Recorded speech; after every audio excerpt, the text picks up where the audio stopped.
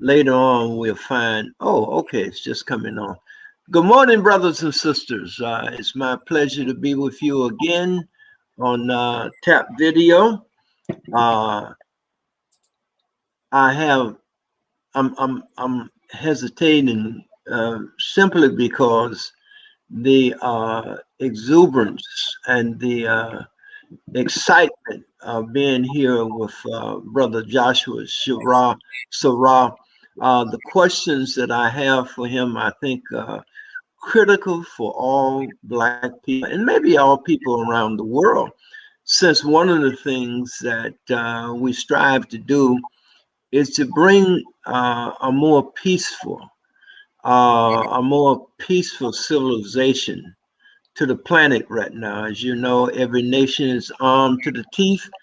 Every nation has its finger on the trigger, and just, an accident can set things off and destroy the planet as we know it. I'm not saying destroy the universe, I said destroy the planet as we know it, because the planet will go on whether human beings are here or not, because we're in a state of change at all times. We're changing from one form to another.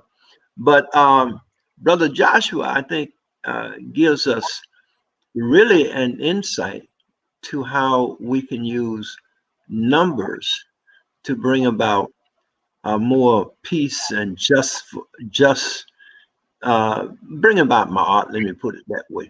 Peace, harmony, balance, and abundant life. So, Brother Joshua has 5 books, uh, 3 children books, and 2 on poetry. So, I'm pleased to introduce you to our family. Those probably already know you before I've had the pleasure of. So, good morning, Brother Joshua. How you doing? Good morning, Baba Brown. I'm doing great, man. I'm really thankful to be guided by the ancestors to have me in this position right now to have this conversation with you. And I do want to say that I don't make children's books. I make community books. These are family/community books, not just for the children. Oh, well, the children books are the best books to teach from. The book I'd be getting first of all would be the children's book. Yeah, I don't think it's an insult at all. I just like when I know that people read these books, the adults that get the books for their children always call me and tell me how much they learn from them too. And the books are made so that the children and the adults have to interact. Like the children can't do it by themselves. They need an adult. So they're intentionally built to foster more community and more family time. So I call them family books or community books. But yeah, they're aimed at the children. They are intended for the children for sure.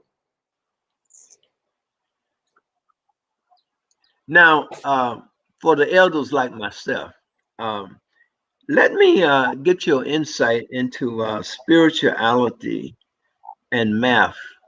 And you had said that spirituality is a technique. Can you explain that? Yeah. So I use the language spiritual technology. So I say that everything is made for a reason. If you believe there's a divine creator that created, then you know that the creations were all intentional. They weren't random, like, oh, let's see what happens. They were all intentional. Everything has a purpose. And, we know that when we create something for a purpose, that's essentially a tool or a technology. So, for example, we make forks to scoop up food. That's a technology to bring food to our mouth. Language is a technology that transports the thoughts that are in my head, the feelings that are in me to you so that you can receive the thoughts. So communication is like actually a transportation technology. So I'm just thinking about how everything in the universe is a technology that God used to bring about a specific result. And then once you start looking at the body itself, our eyes are technologies, our ears are technology, and all of I hate to call things artificial because it's all just reiterations of God, but the technology that man creates is all based on something we already saw in nature. There is nothing that we have ever fabricated or manipulated that we just came up out of nowhere that we didn't already see in nature in some way, shape, or fashion. So all we're doing is just replicating God's technology. So if we got a speaker, which is putting out sound, that's the same thing my voice box is doing right now. If I've got a microphone that's picking up my voice, same thing my ears are doing. There's no technology that we use that is not based on the original spirit technology. So once I started really looking at that, then it made sense for us to understand the body as a technology that can be mathematically understood. The same way in music, you know, if an instrument is tuned properly, you know, by the sound of it. You don't even have to measure it. You can hear if an instrument is out of tune, and we can see when each other is out of tune, when somebody is sick, when their energy is too up or too down, or they're flat or sharp, you know what I mean? And so all we need to do is adjust it. And when you start looking at the world like that, then you can see that this applies in everything. And so in music, we call it flat and sharp. In the body, we call it acid and alkaline. But we're just talking about there's a note that every organ in our body has a note that it's supposed to hit, and they're not all the same. So your pH has to change throughout the body. But then there's an overall body pH, just like every instrument in a band has to have its own note and its own tune and its own sound. But together, they have to all be tuned together for that community of sound to be harmonic. So when I started looking at it like this and understanding it, I realized this is a much better language and perspective for us as a community to approach how do we find solutions. Because if we keep looking at it with the same eyes of the people who have put us in the problem, we're only going to come up with their kind of results. So we're going to march, we're going to protest, and we're going to vote, which is all allowed by the people because they know it won't end what they're doing. And so if we want to actually put an end to the situation, we have to think in our own terms, not within the allowed terms that clearly aren't set up to change it for our benefit. So once I started looking at it like this, then I was like, yo, this is the language for us. We need to start talking in terms of spiritual technology and make that the basis of how we see the world and engage the world and engage each other, because then relationships are technology. It's a ship. Where are we going? It's not like nobody gets in a car just to sit in a car. That's not fun unless you got a stressful household or something, which is what I'm saying. People get into these ships sometimes just to get away from a stressful thing. They ain't actually trying to go anywhere, but then you're wasting the technology. You got this fancy car and all you ever use it for is the radio. You never get on the street. And so if we don't even understand our technologies, then we'll end up using them for all the wrong things. Other people can come and take advantage, which taking advantage is not bad. You should be using the advantages. But if other people are taking our advantages out of our community and using our advantages for theirs, then that's inappropriate for us. And it's because we're not looking at our technology. We're not looking at our true power source, which is God, which is love. We're basing it on the fear and the scarcity and the violence model. And that just won't work for us. It's not our technique. It's just not. So the spiritual technology that I try to express to people is that stuff that we feel already, the dreams, the intuitions, I knew something was wrong, the vibe ain't right. We have all of this technology inside us that tells us the truth. The truth has a vibratory feeling. A lie, a deception has a vibratory feeling. And if we tune into our God-made technologies, who can make a better technology than God? So it doesn't matter what kind of machines you get to pick up on somebody's aura or look at their aura energy or pick up their vibrations. The things that are built into us are already supremely tuned to pick up everybody's vibration, past, present, future. Like, it's the best approach for us to have real success, not temporary wins and little victories, but long term. We have changed it and we have achieved what our ancestors were working for, not what has been offered to us in lieu of real freedom. So that's what spiritual technology is in a coconut shell. Thank you. You know, you're on to what I've been looking for in terms of how do we use the spiritual technology to liberate ourselves. Say, for an example, we went from symbols to language, but this is really our oneness with the creator, our oneness with the universe, because the line, the voice box had to be developed. So the creator develops whatever it needs, or the universe develops whatever it needs to perpetuate whatever it wants to bring into existence. So when you speak of my art and you speak of European culture, maybe you can kind of tell us or show us how we can use our spiritual technology in our liberation efforts. I mean, you know, all these mathematical equations that produce atomic bombs and all that, they're still spiritual equations. But That's right. how would one um, use the math, and how you teaching it in such a way we can use it like the language you speak of? Thank you for that question. That is the whole point of the game right now, is how do we take this spiritual technology? Because we've got some brilliant, brilliant scholars for the past several decades, a lot of which I've learned from through your channel. And so, you know, I went into this asking myself, if we are super brilliant, if we have this legacy of being the most brilliant people on the planet, how can we be in such a raggedy situation? What tripped us up and kept us on the ground? And I really took it from that place of self-accountability, not trying to blame anybody else for who they are. Like we don't think mosquitoes are evil. We know they're built to suck blood and put poison. But it's up to us whether we sit there and let them suck it or not, you know. But I'm not mad at mosquitoes for doing their best to live. But at the same time, I don't want to start setting up blood stands for mosquitoes to come and drink from me. I want to make sure that I'm protecting myself and my children from mosquitoes and their diseases and poison. So the love aspect is the first thing I think that African people need to return to, is that we are connected to things, not separated. We're not in a fearful, scarce environment. We're in a loving, abundant environment. And that's important because the way you see the world will determine how you feel about everything you experience. So for me,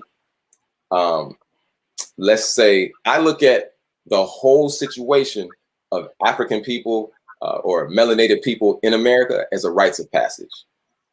As I'm not mad at white people for doing what they did. Essentially, I'm not mad at the European culture for being the European culture. What I look at is when we create rites of passages for our young people, initiation processes, we make it intentionally difficult to make sure that they have gone past the simple, easy steps of childhood and have understood and developed the skills of adulthood. And so for us to get into spiritual adulthood, I feel like this Ma'afa is essentially just a rites of passage to reach a higher vibratory level. That if we can still tap into our power source, our God source, in the midst of such a challenging situation and everything is telling us to not be the God, to be our lowest vibration, if we can still tap into it, then clearly we are masters of ourselves. I think that's really the situation we're in. So if you can take that perspective first, is knowing that there is abundance. There is no such thing as debt in mathematics. There is no -1. It's a theoretical thing, right? A tree can't have negative mangoes. It can't owe me mangoes for next season. You see what I'm saying? That's a theoretical concept based on scarcity. And if you come from an ice age situation where there's no food, you know, in any shape, form, or fashion, it's going to lead to a lot of psychotic developments from scarcity. The idea of capitalism comes from the scarcity of there's not enough for everybody. So we have to have a science to determine who gets enough to survive and who's not going to get enough. Because if you read Economics 101, it says poverty is required in capitalism. They'll never be able to get rid of it because it's required. And that's a part of scarcity thinking. Versus if it's abundant thinking, you're thinking there is enough for everybody. So I don't have to decide who doesn't get enough, who's going to have to die. We don't have to make these decisions. Well, grandma's the oldest, so we want the children to live, so let's let grandma die.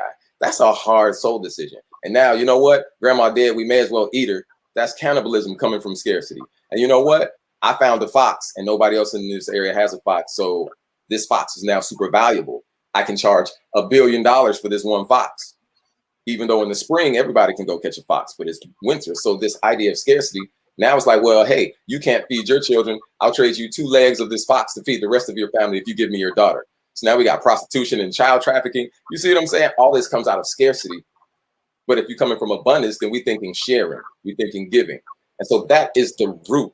That is the root. Like before we even get into the solid discussions on the math itself, you have to actually come from the correct root of we're doing this because of abundance, which math constantly teaches us how it goes from 0, which we consider nothing, to everything. The idea of 0 is taught in English as nothing, but it's a circle that is whole and contains everything inside of it. It's a contained infinity. There's nothing outside of the divine, but we can't conceptualize the limit, the edge. What's the circumference of God? What's the circumference of noon? There is no border, there's no edge. So in our mind, it's an infinite thing, but it's still a contained concept of it's everything. There's nothing outside of it, so it has to be contained, but it's unlimited. These paradoxes are how African people see the universe, and we don't have to make yin be yang. We don't have to make yang be yin. Shu and Tefnut occupy separate spaces, but they are connected as the same thing. And when we start looking at these dynamics, then it'll bring a lot of things into focus for us. So let's look at it like this. Now that I've laid some groundwork, we could talk some real mathematics. To think about your ancestors, I just saw brother Kaba Kamini was dropping some science about how the ancestors come in down to us in a binary sequence. It's a reverse binary sequence, meaning I am one. Binary is zeros and ones, and it's a doubling sequence. So 1, 2, 4, 8, 16, 32, 64. Each number just doubles, doubles, doubles. So if you think about yourself, there's one you, but you got 2 parents, you got 4 grandparents, you got 8 great-grandparents, you got 16 great-great-grandparents, and it keeps going like this. And this is the same mathematics that computers use because they use binary coding. So whenever you buy in hard drives or you're buying memory space, it's always in binary numbers. Like you might have seen 256K or 8 megabytes, 16 megabytes, 32 megabytes, 32 gigabytes. It's always in the binary sequence. And this is the same way that our ancestry is built, right?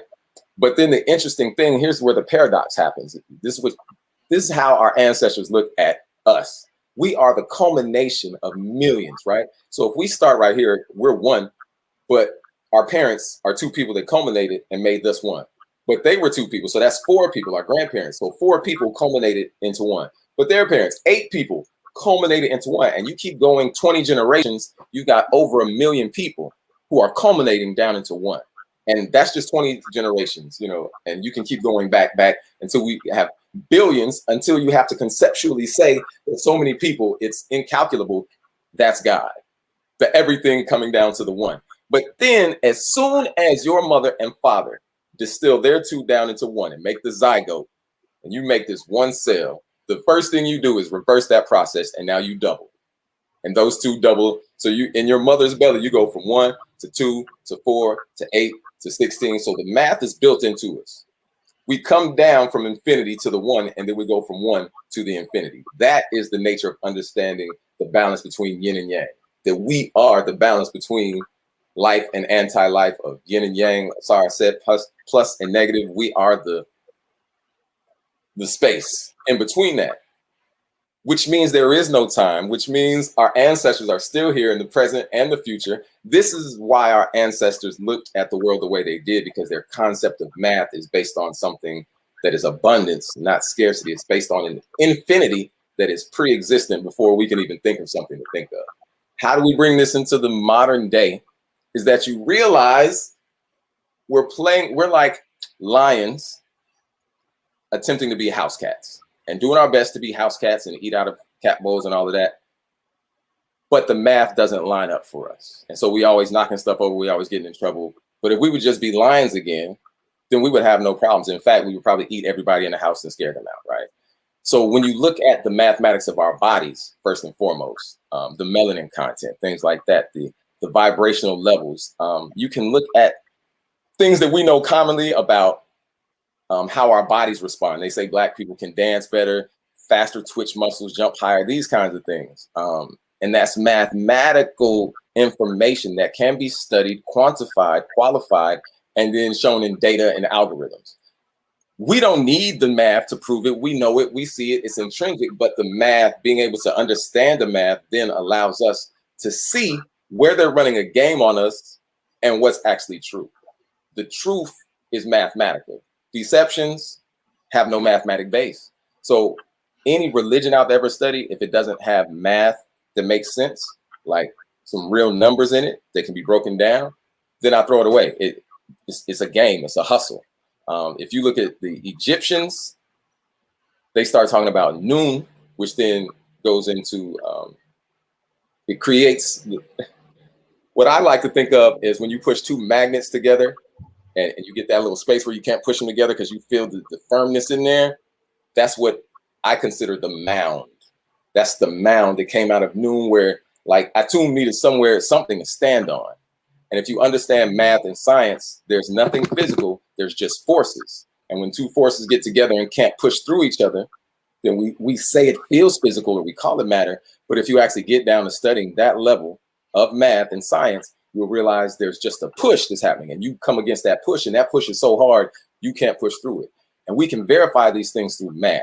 And if children are growing up learning this and understanding this, understanding the mathematics of their aura, understanding the mathematics of their eyes and ears, then when somebody comes and uses a cartoon, for example, Disney is very scientific with their spells. So they know the mathematics of every color.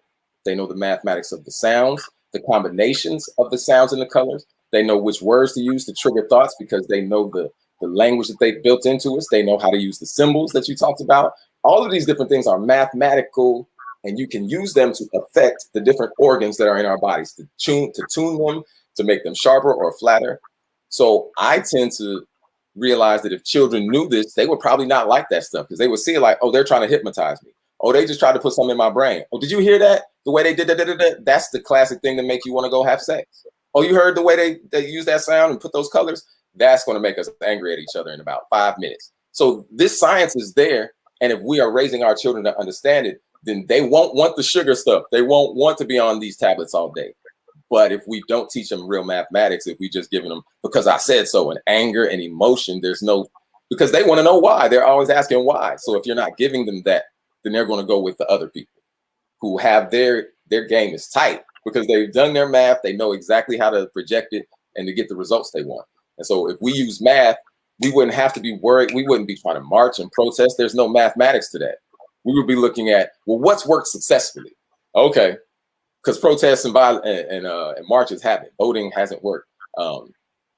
Dessalines' approach worked. Nat Turner's approach worked. You know what I mean? Harriet Tubman's approach worked. We got to look at whose approach got some results. Even if they didn't get all the way done, we got to look at, well, what worked. And it's mathematics that helps you understand what worked. And it gives you language to get out of spookism and emotionalism.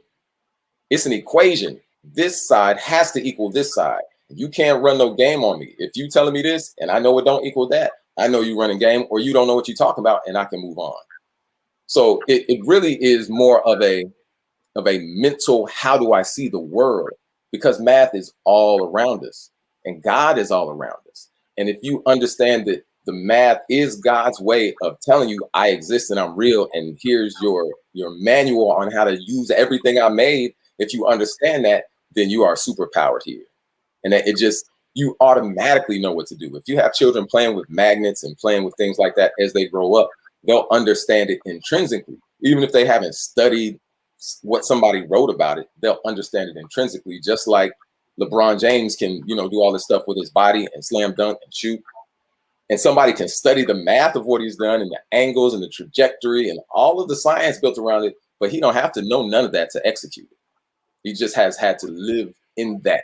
And that's what I'm saying. We need to live in the math and bring it forth in that way so that our young people, as they look into the world, their discernment is sharp and it's tuned to the truth, not to some social stuff that we said to keep them safe or whatever. We got to get out of the emotional sides and the fear-based. I'm going to do this to my child before somebody does it to them.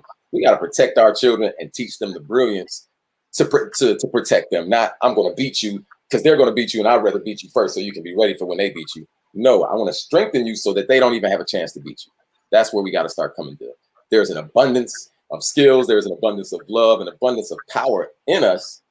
And the mathematics literally shows us step by step how to unfold it. I know I'm abstract. No, go ahead, Brother Joshua. I don't want to cut you off. I'm being abstract, but I'm done. That's probably. No, I was going to say you're probably going to answer the question that I was going to ask you before I asked you, but I'll ask you the question anyway. If you could explain to us, is that how do you get from the symbolism? Because we had symbols before we had numbers. Right. So how is it from symbolism to the numbers, and from, well, when you start talking about the 0 and the 9, everything is in between that. And one of the things that Professor OYBO would always say is that the universe is not expanding. There was a great discussion of that when we was in Nigeria. Um, and he said the universe is from infinity to infinity. So it can't expand. There's nowhere to go. Let me put it this way. The whole room was full of mathematicians and heads of departments and everything. And there was a Indian professor named Singh. And Singh was challenging Professor Ebo on the statement that he made that the universe was not expanding. And they went through mathematics and all that for maybe 5 minutes. And then Professor Ebo said, well, what do you call that the universe is expanding to? And it was quiet. You could hear a pin fall. And then suddenly one person in the back stood up and said, Professor, that's space too. So what is the space that the universe is expanding to? Is space too. It can't be expanding. It's also, he was pointing out that the European concept was all wrong. But in terms of time and space and numbers, how do we develop that?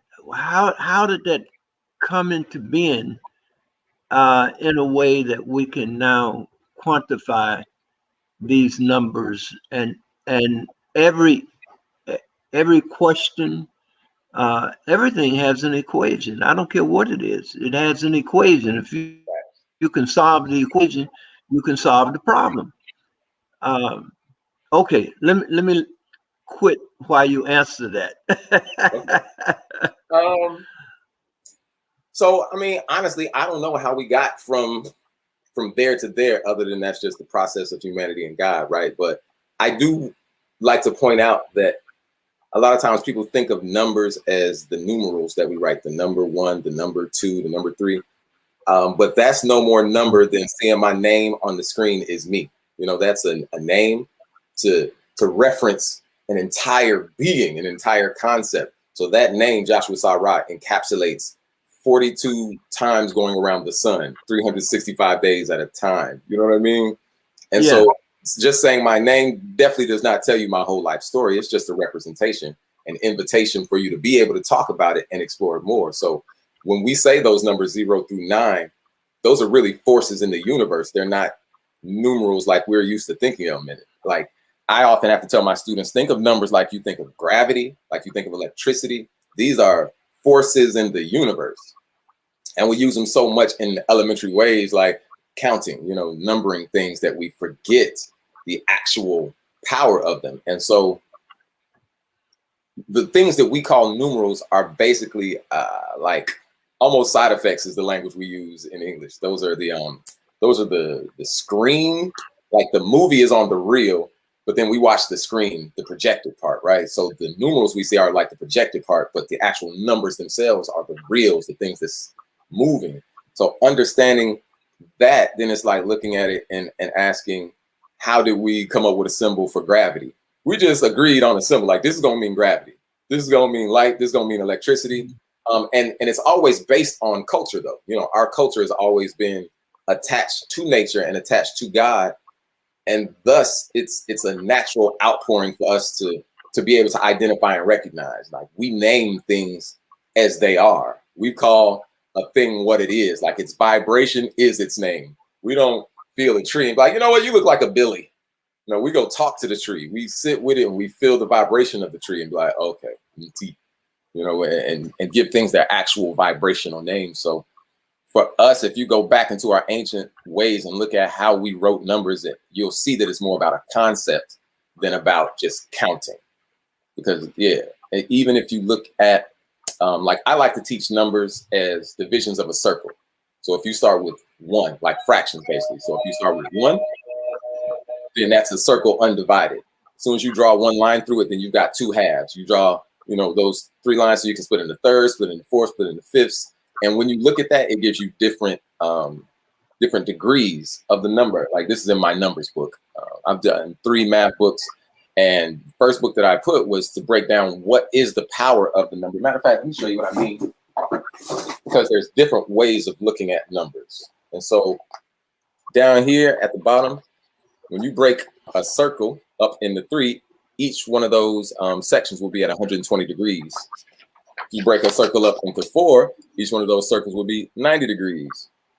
You break a section up into 5, each one will be 72 degrees. So as you start to then look at these relationships, which are naturally built in, if you take a circle, if you got a coin, you put 6 coins around it, they will all fit perfectly and touch the edges, like what we call the flower of life pattern.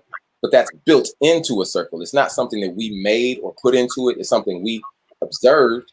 And then that helps us figure out hexagons, which is the basis of carbon structure cells. So all of this coming out of a circle, and like a lot of you have probably seen the Mason symbol is a compass and a square. The compass draws a circle. The square draws straight lines.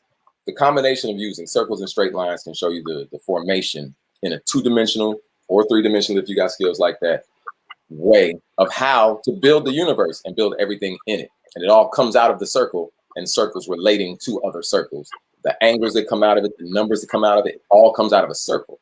So if you're asking like, where did numbers come from? They came from the circle themselves, which, if you look at ancient concepts, the flower of life is on all of the ancient structures. The most ancient structures in Egypt have flower of life. If you go to China, you show up on the planet, and it's an ancient structure, you're going to find traces of the flower of life, which is showing the math that comes out of a circle, and a circle relating to itself over and over and over. Because if you're God, if there's nothing to expand to, you're everything already.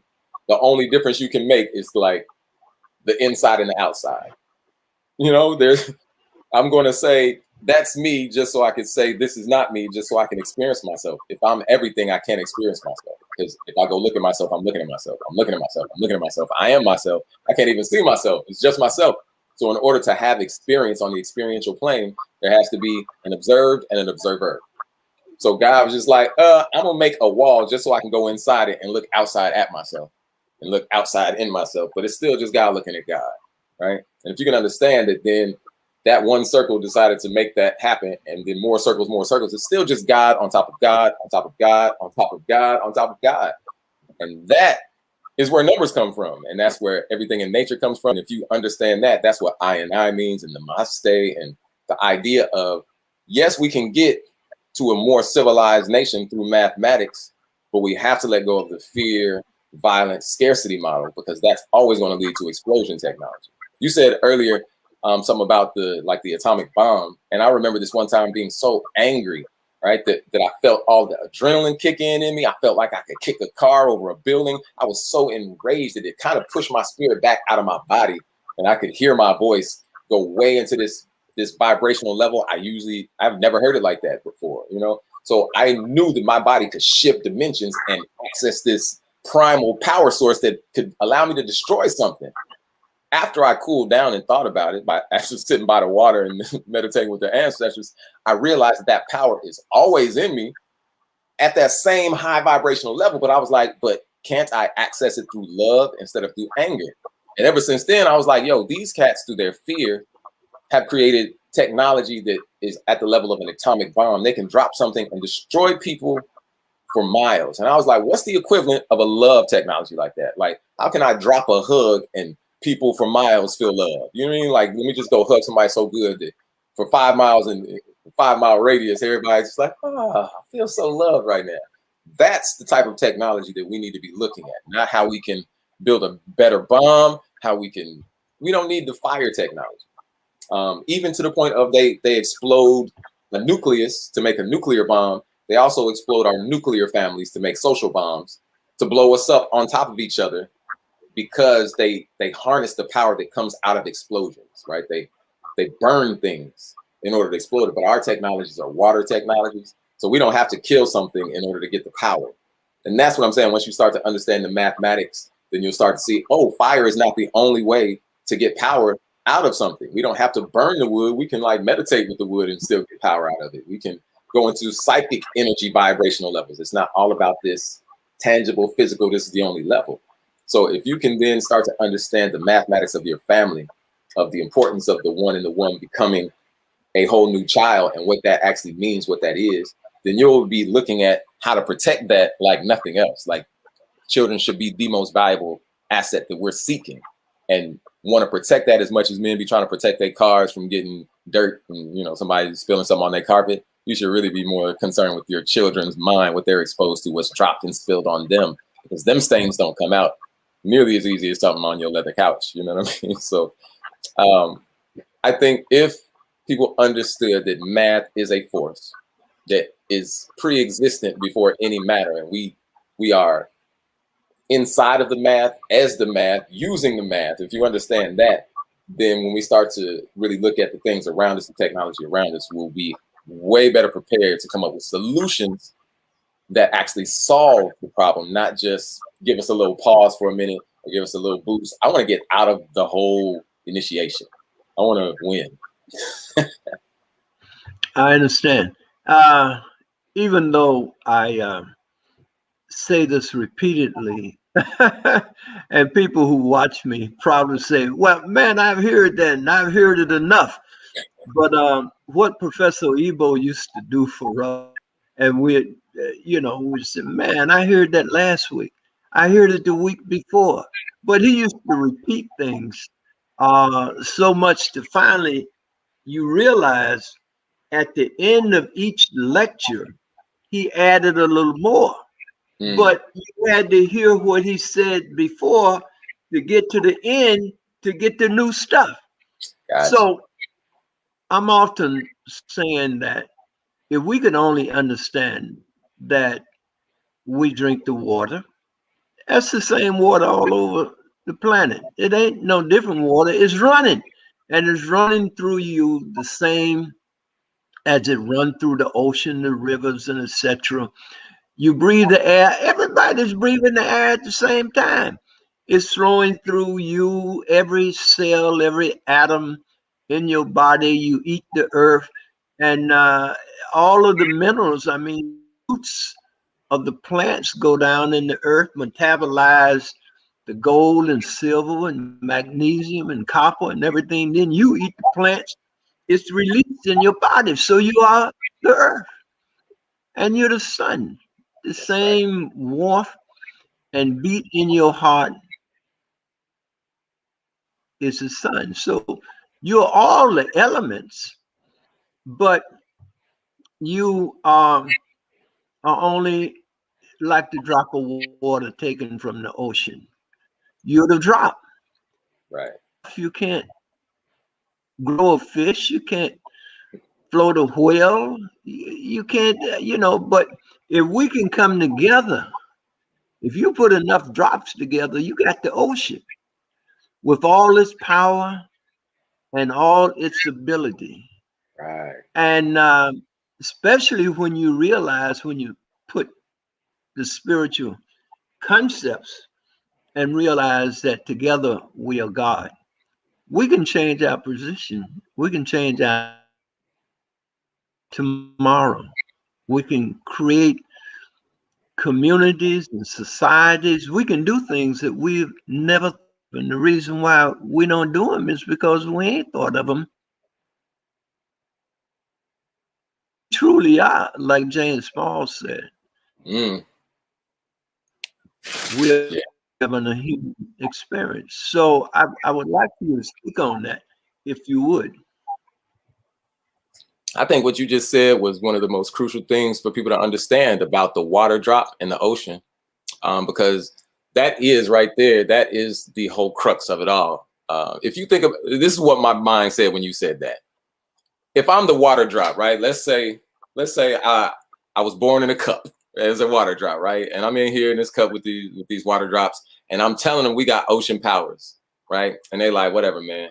And then somehow I get splashed out. I make it into the ocean. I'm like, yo, it's real talk. And then I come back to the cup like, hey, y'all, we got ocean powers. We can do waves, tsunamis. We can do all this. And they like, show me.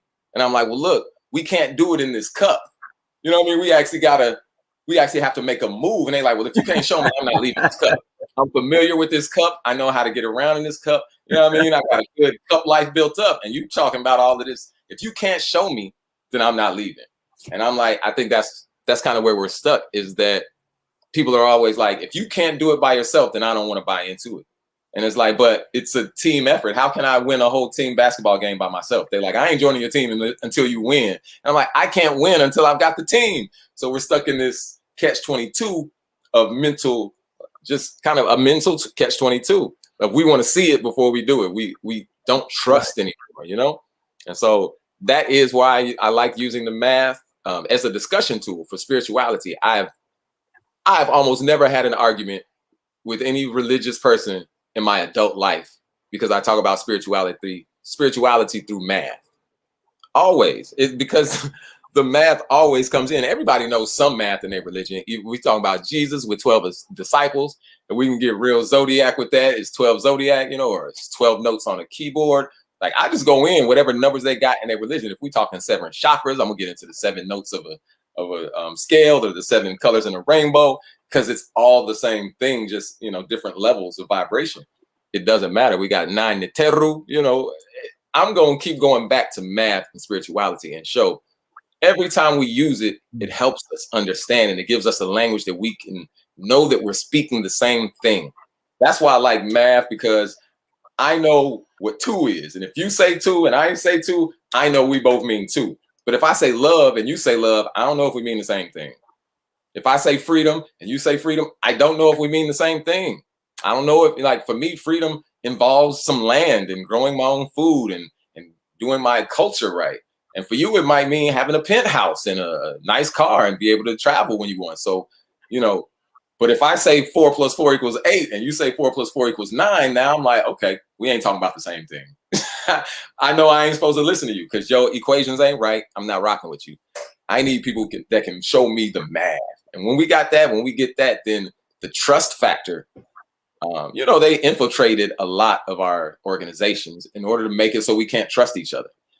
But if we got mathematics, if we've got our spiritual technology intact, imagine this. You know, we talk all the time about feeling the vibe. Like, something don't feel right about that person. The vibe ain't right. But because we live in a society that tells us you can't count on that, you can't quantify that, qualify that, so that's just your feelings, that's stupid. Because our feelings are all we have to interact with the world. And if I feel heat and I'm like, I ain't gonna worry about that. Next thing you know, my arm is burned off because the fire was getting closer. Like, that don't make no sense. So when you feel the vibration of somebody like, I don't trust this person, or something ain't right, I'm going to count that just like I saw you shoot somebody with my eyes. I believe my vibrations, right? And that's all mathematics. It's magnetism. If somebody's aura comes into your aura, they interact and you can feel it. Just like when you bring in magnets together and they start to interact, either pulling each other or pushing each other. And I trust the magnetism. And if we get into understanding it like that, then nobody can start hustling us. They can't tell us, I love you, smack, smack, smack, stab, stab, stab. I love you so much. Like, no, look at the equation, not at the words. Look at what they're really doing. That's mathematics. The real results, mathematics. What's on that equal sign, you know?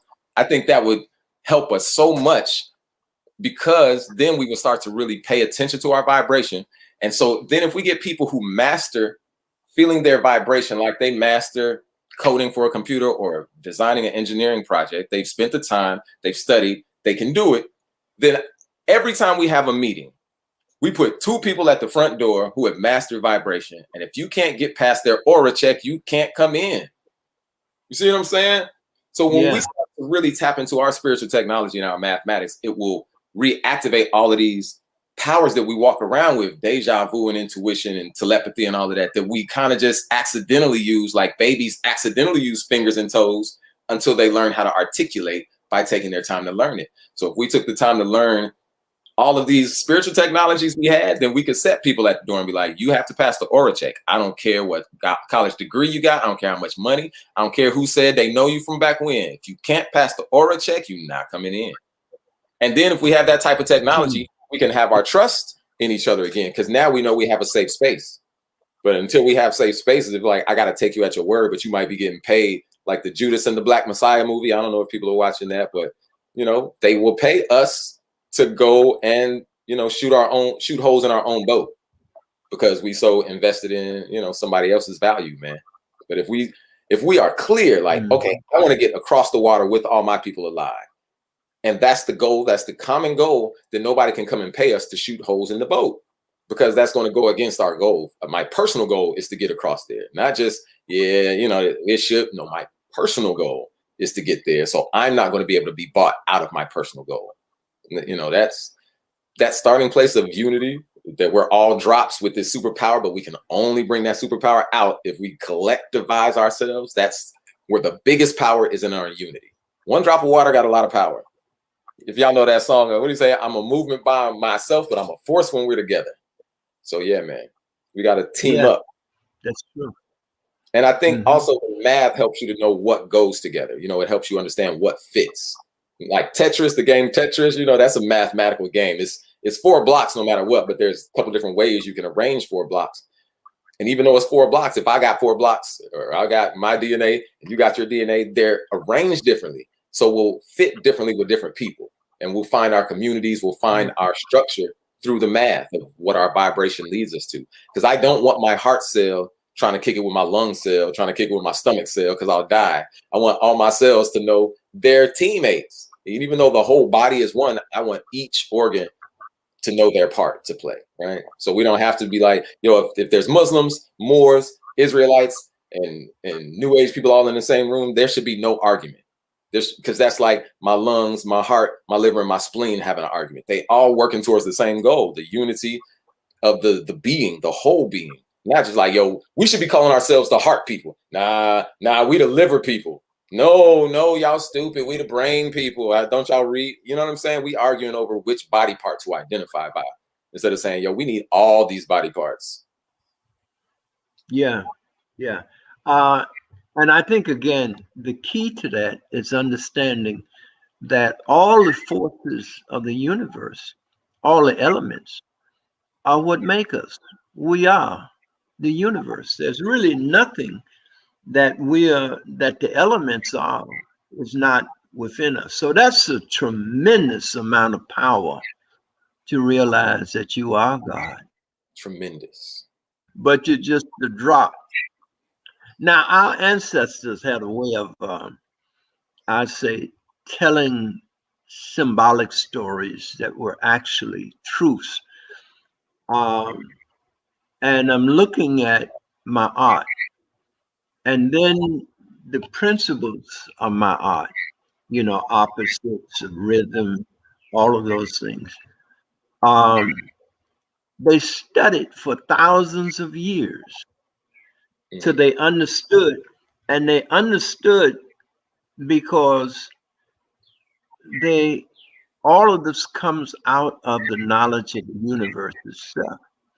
Like you said earlier, everything is in the universe. Everything is a part of divinity. It's a part of creation. So the probably Book of Coleman has Hiawatha has laid this out, where he talks about Shu and Geb. I can't tell the story the way he tells it, but I just love to hear it, and I love for people to tell it so they can see that our ancestors laid out everything. They had a way of telling these symbolic stories that without any doubt you could understand Ptah and all of that. And I just had a couple other questions for you, but I wanted, if you could, to what's it called? The Odum,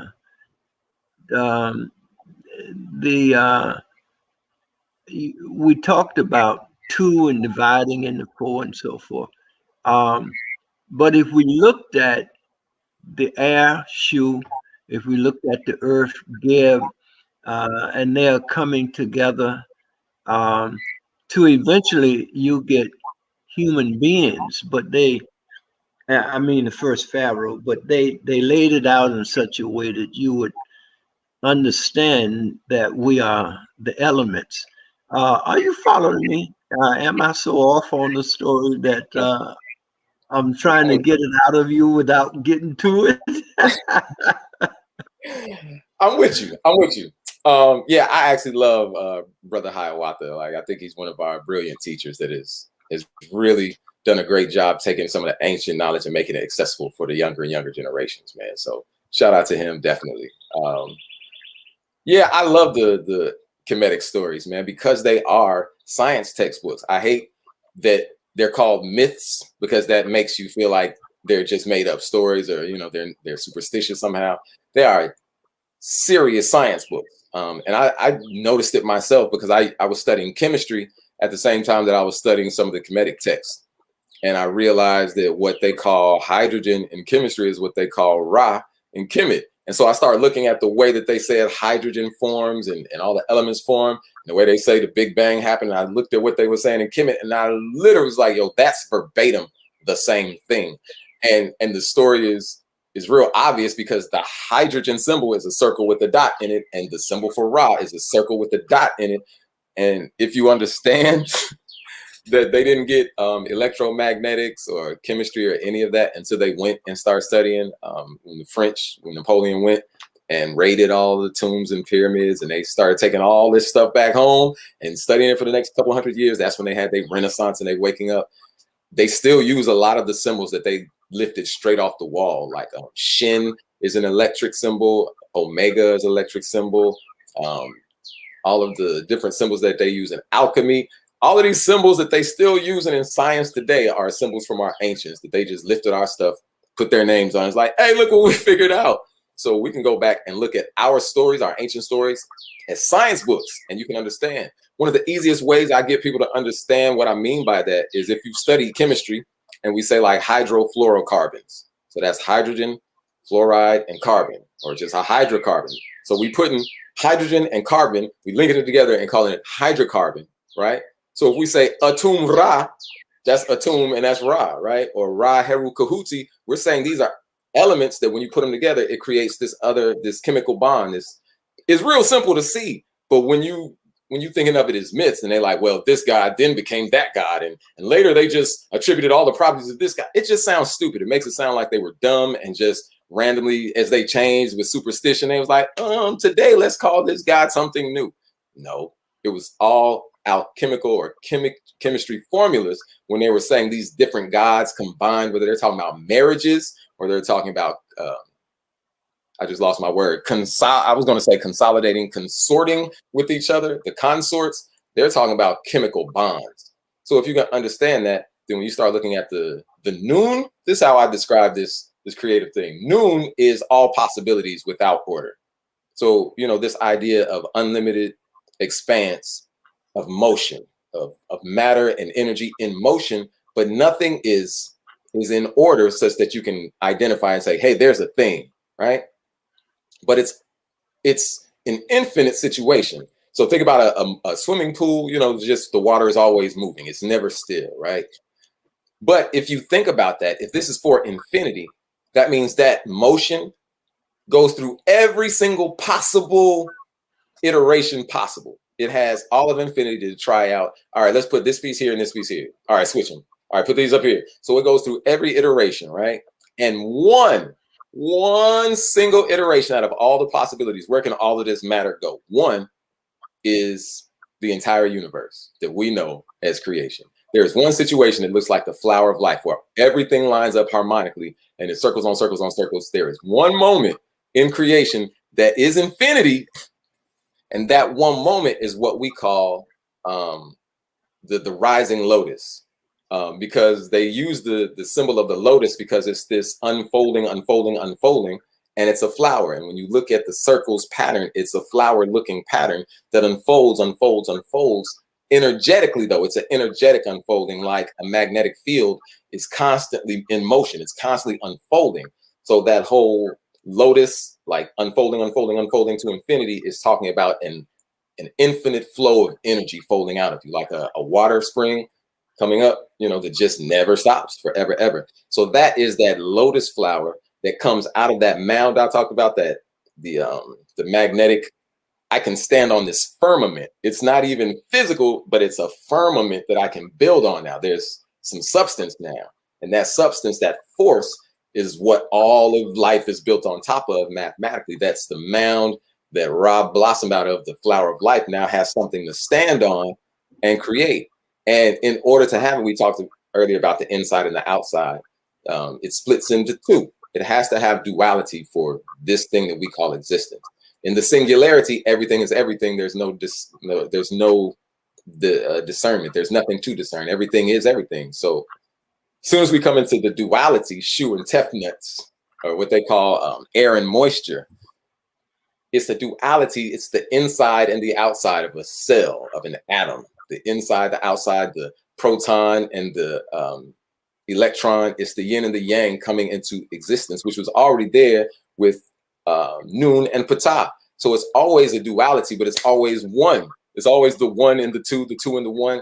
And it's a constant going into that, but it's a folding. So once I double the 2 into 4, into 8, into 16, I can keep going, but it's still just God on God on God, interacting with God, folding over on God, spiraling, twisting with God. It's just all the same energy looking at itself saying, hey, you fly, let's do that again. Hey, we fly, let's do that again, until the overlapping energies. Like if you have 2 flashlights, like if you have 1 flashlight and you put it on the wall, you'll see a circle.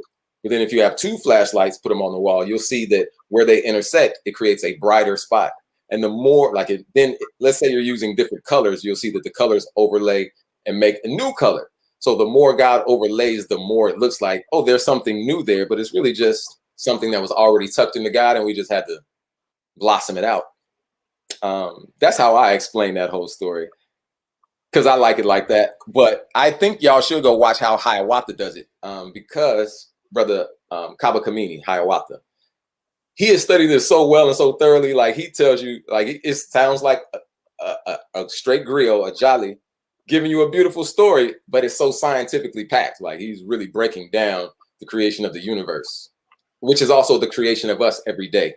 You know, this is a coming forth by day. This is happening every second of life. There's no beginning of the universe, which is a big bang. It's constantly happening. There's not a creator, there's a creating. You see what I'm saying? There's not a ultimate creator. There's an ultimate creating. The creator is the creation creating. So when we can get it like that, like there is no beginning of time, there's a beginning of now. Yeah. Beginning and beginning. Yeah. Let me ask you this final question.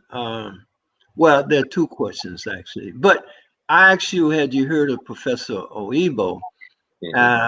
What is your opinion of the work that this brother has done? And the reason I ask you is that I think our people should understand that there is work out there that empowers us.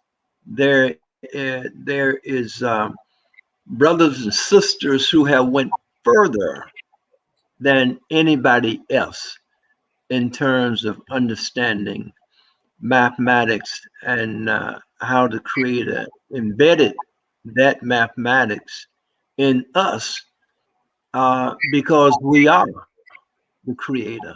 So we know all, and the equation of everything. Can you talk to us about your feelings, if you read his work or even studied any of it, how you feel about it? I really love Dr. OYBO's work, and I will continue to study it on and on and on. I really feel like it should have by now replaced what they're talking about in modern physics and quantum physics. They should be basing all their work off Dr. OYBO. Since 1991, this brother dropped his information back in 91. And this is what, 2021. So it's that 30 years later. And a lot of people still haven't heard his name, but they talking about, what's his name? See, that's funny. I can remember OYBO, but Einstein. So they talk about Einstein is E = mc squared. But what you don't understand about Einstein's theory and why it's still a theory, which means an unproven guess, which they based all of their science on this theory. You can't have his theory without Dr. OYBO's theorem. A theorem is mathematically provable. A theory is not. They cannot offer you any mathematical scientific proof for E equals MC squared. They can't. But Dr. OYBO already gave the mathematical proof of what is it? Gij, comma J equals 0. That's gagging, y'all. Go look it up and see what it's actually talking about, what it means. And so basically, the E equals MC squared is talking about light. It completely ignores the feminine. As usual, if you understand European concepts, they always leave out the feminine. They always leave 0 out when they count. They leave 0 out of everything.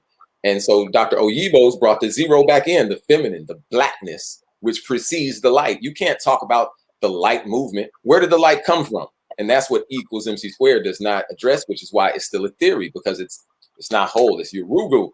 It's impartial. They got excited like, oh, we got enough, and left. All of the people in Greece that went to African places, they made it to the equivalent of 3rd grade at most and went back and became the saviors of their people. So their 3rd grade, our 3rd grade is their university level, right? So Dr. OYBO was hitting back on our university level. And that's why he's very important to us, because he really brought back the science for your face. Like if mathematicians approach you and you're trying to tell them, yeah, our ancestors been on that, it's in our stories, and you're like, and then somebody hits you like, well, prove it. Where's the math? All you got to do is go hit Dr. OYBO. He's got all the math behind our mythology. That's why I'm like, yeah, he's one of the most crucial mathematicians / scientists out there. He's peer reviewed. He's got college degrees. It ain't like he's just one of these new millennium YouTube dudes that just watch a bunch of stuff and he sound good. This brother got the math and the science. He's got it. There's videos y'all can watch on YouTube to see what he's talking about. How he basically showed you like the Big Bang is the Christian concept of God in the water at the beginning. It's the concept of noon. It's all the same concepts, and it's talking about wave. It's talking about waves. European science is trying to figure out is it a wave or a particle, and quantum science is helping them figure out it's the same thing. But they have a problem with the paradox. They can't resolve paradox because in their mind it's either or, and the African mind is and. They're like either the men are ruling or the women are ruling, either the young or the old, either the black or the white, either the this or the that. And we're like Asar and Aset. Go look at our statues. It's always man and woman. So we know how to resolve these paradoxes. And so Dr. OYBO was able to look at it and resolve the paradox really simply because that's how our brains work. And he's Nigerian, so he was raised around the right kind of cultural context to be able to see it. If you go and study their language, it's like, oh, I see what y'all saying.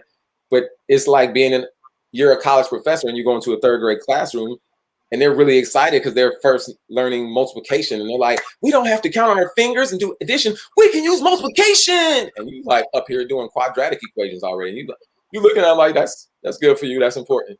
But we on some bigger things. You know what I mean? So I think we need to get back to our Dr. OYBO mode. Study that, brother. This is the last question. Because if you have up, you got to have down, east, west, hot, cold, etc. The same thing is with good and evil. Now, Europeans are somewhat the opposite. And I say somewhat because there's good and evil in all of us because we have all of the attributes of humanity. And even the evil is allowed by the Creator in that the Creator is everything. But it's periods. It comes in cycles. And this has been the cycle of the European, and I might say the cycle which evil dominated. You can tell by the killings and from when the Europeans first came to this land. But because our ancestors did the 365-day year calendar, and they also did the 26,000 year calendar. During the 26,000 years, we come to, let me put it this way. I was at the Million Man March, At the end of the reporting, the night of the Million Man March, Tom Brokaw said, "Oh, by the way, there was a new star seen in the heavens tonight. I wonder if it has anything to do with the Million Man March." So I jumped on the phone and called Dr. Charles Finch, and he said, "Oh yeah, that's Cephas."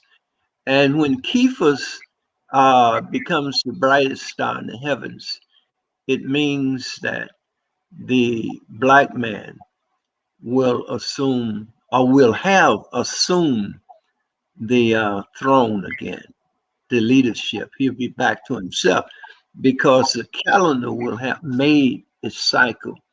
So, have you heard anything about Cephas? And I'm gonna let you finish with that. I have not. So that means you got to finish with it, brother. I did see a question in the comments that asked about the comedic concept of Fibonacci. So I want to answer that, and then I want to hear you tell us more about the Cephas, because I haven't heard of that, and I just now really started paying more attention to the stars and how it relates. I've been working my way from the inside out, so I started from the body first, and people hit me with the zodiac and the stars, and I understand it because Dr. Africa dropped some good science for me to understand how it works and what that's about, but I am not well versed on the stars yet. The celestial realm is where I'm headed next. But I do want to say real quick about just this question about the Fibonacci. We call it the Sankofa sequence now instead of Fibonacci.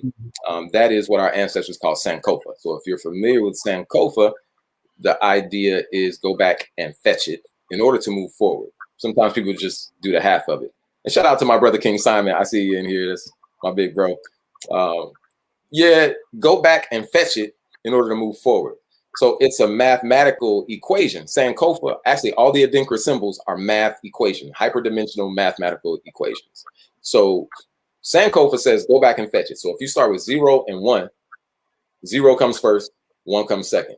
So if we're at the 1, we got to go back to the last number, which is 0, and add it. So 1 plus 0 is 1. So the next number we get is 1, right? Now we're at the new 1, and we go back to the last number, which is 1. So 1 plus 1 equals 2. Then we say 2 plus the last number is 1.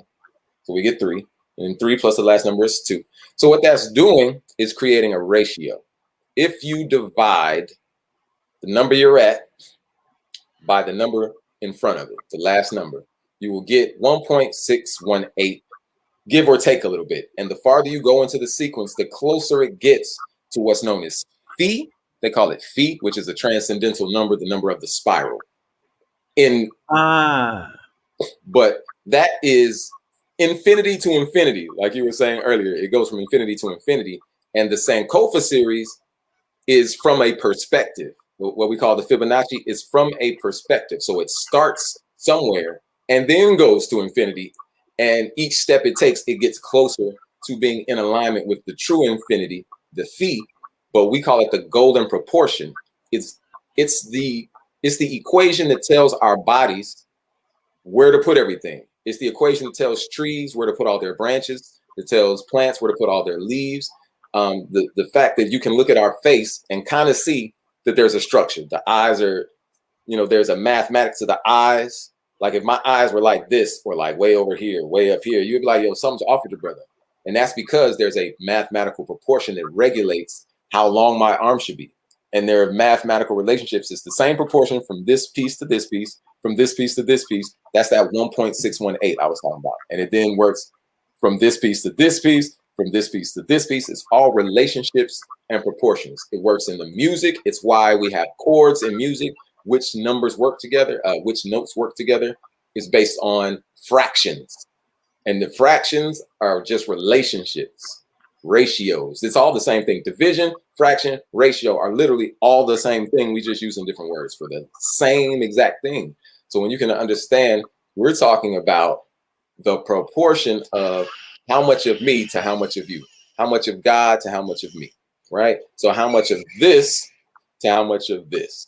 It's all built in. And so when you go to the pyramids, the temples, they're all built according to these proportions. And so here's how you could think about it. Here's why they're built to these proportions. These are harmonic proportions. So when I said that music needs these in order to find the harmonies, if you take one string and you pluck it, you know, it'll vibrate, or a rubber band. If you push it right in half and then pluck either one of the halves, that's an octave. It's the same exact note, but at a higher frequency, right? So we're just talking about as above, so below. God on a high frequency, God on a lower frequency, but still C, or it's still God, right? So you could do the same thing with buildings. So if I take a column and then I make it in half, that's an octave.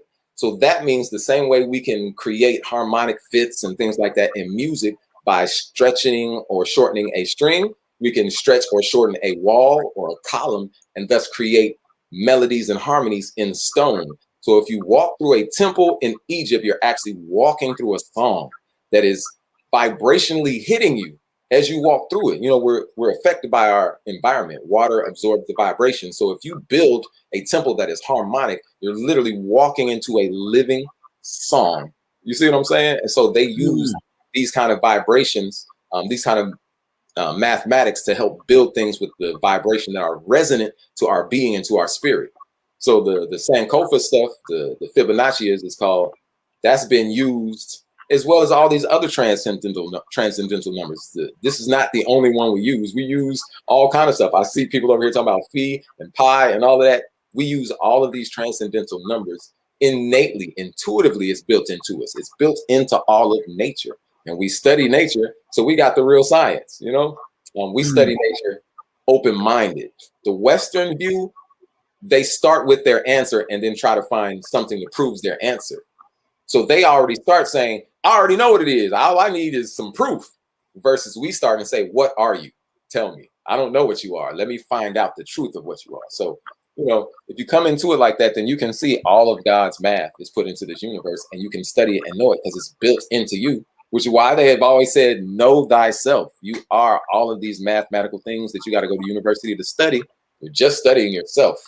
So if you know that and how to apply this kind of stuff, then you can build your home like per Ankh, or what feng shui is how they say it in China, but per Ankh is how we say it in our language. Is saying, I'm going to be mindful of the harmonics around me. I'm going to be mindful of the energies. I'm going to be mindful of the placement of things so that when I walk into this room, it's singing my song to me. It's charging me up. We got these little wireless chargers. You put your phone on it and it just charges your phone. Your home should be that way. You should walk into your home and it charges you up. That's the way we built our temples. That's the way we built our villages, is on these mathematics. The fractals, if y'all have ever studied how African villages and nations are built fractally, it's mathematically built from the gate to the ancestral shrine. It's fractals. So we are naturally exhibiting people. Like bees naturally make honeycombs, and beavers naturally make dams, and birds naturally make nests. We make fractal things. We make golden section things. You know, that's just our nature. That's who we are. If left to our own devices, when we're not traumatized and triggered and dysfunctional, we just naturally make pyramids and temples. That okay. Yeah. Thank you so much. I'm going to, we're inviting Callie Seacom, who we're going to interview next. And she's going to talk about Kephas. Okay. She's an astrologist. So if you just stay tuned in, I will.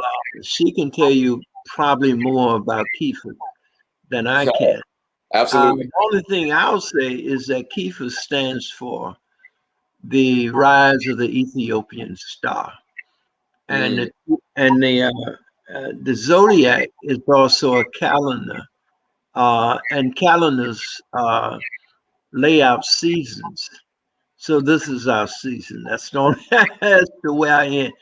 This is our season, and that's the purpose of you being here, to guide and lay out for our people. And I want to thank you for the information that you have given us, the knowledge that you have laid down. And brother, you can't pay for this. It's worth its weight in gold. So I'm just going to thank you and let you go for the day, and hope we get a chance to talk more later. Yeah, I'm looking forward to it, Bala. I really appreciate you opening up space for me and for this work, man. To me, you're a superhero. I want you to know that. I mean that in my heart.